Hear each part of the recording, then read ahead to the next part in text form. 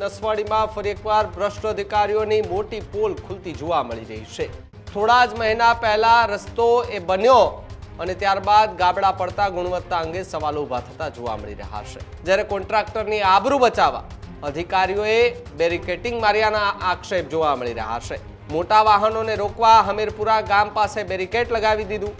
કપાસ ભરેલા ટેમ્પાઓ અને ટ્રેક્ટરોને પ્રવેશ બંધ કરી દેવામાં આવ્યો। પ્રજાના ટેક્સના પૈસાનો દુરુપયોગ થયાની ચર્ચા છે।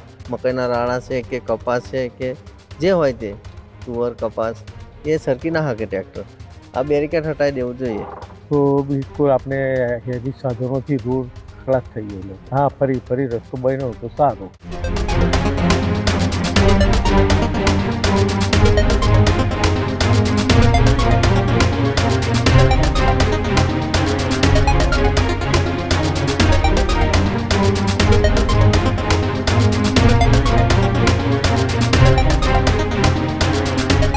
નસવાડીમાં ફરી એકવાર ભ્રષ્ટ અધિકારીઓની મોટી પોલ ખુલતી જોવા મળી રહી છે।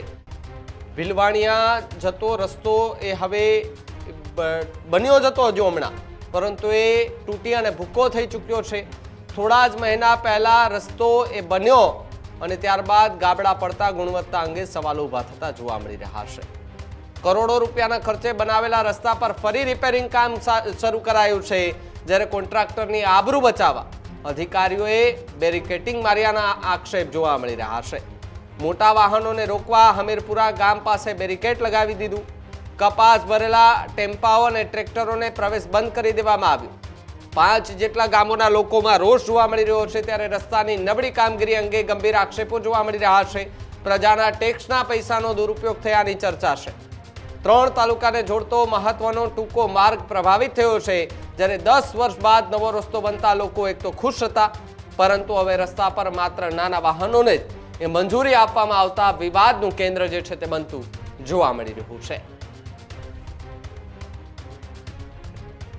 ખેડૂતોને નુકસાન એવું થયું કે ખેતરથી માલ સામાન જે લઈને જવાનું હોય, ધારો કે ઊંચાઈ હાઈટવાળું ભરીને મકાઈના રાણા છે કે કપાસ છે કે જે હોય તે તુવર કપાસ એ સરકી ના શકે ટ્રેક્ટર।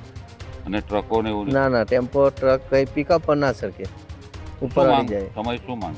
આ બેરિકેડ હટાવી દેવું જોઈએ। ખેડૂતોને માલ લઈ જવા માટે તો એ કપાસ છે, તુવર છે કે વસ્તુ લઈ જવી છે ટ્રેક્ટરમાં પડી તો જરીક મુશ્કેલી પડે। કેટલા તાલુકાને જોડતો રસ્તો છે? બે તાલુકા। આ બેરિકેડ નતું માર્યું ત્યારે રોડની શું સ્થિતિ? તો બિલકુલ આપણે હેવી સાધનોથી રોડ ખલાસ થઈ ગયેલો। એટલે હલકી કક્ષાનો કહેવાય બનાવેલો રસ્તો? ના, રસ્તો સારો બનાવેલો હતો, પણ પછી આ વરસાદના કારણે એ રોડ છે ને તૂટી ગયો હતો। શું માંગ તમારી? રસ્તો નવો બનવો જોઈએ ફરી? હા, ફરી રસ્તો બન્યો તો સારું।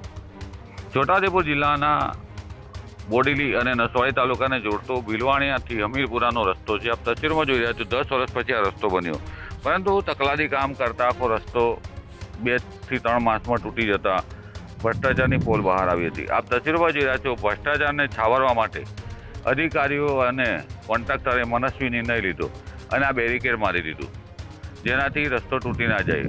અહીંયા પ્રજાના ટેક્સના નાણાંથી રસ્તો બન્યો, પ્રજાને અવર જવર માટે રસ્તો બન્યો। હવે ખેડૂતો પોતાની ખેત પેદાશો લાવી હોય તો પણ અહીંયાથી નીકળી ના શકે, કોઈ ટ્રક પણ નીકળી ના શકે, તે રીતના બેરિકેડ મારવામાં આવ્યું।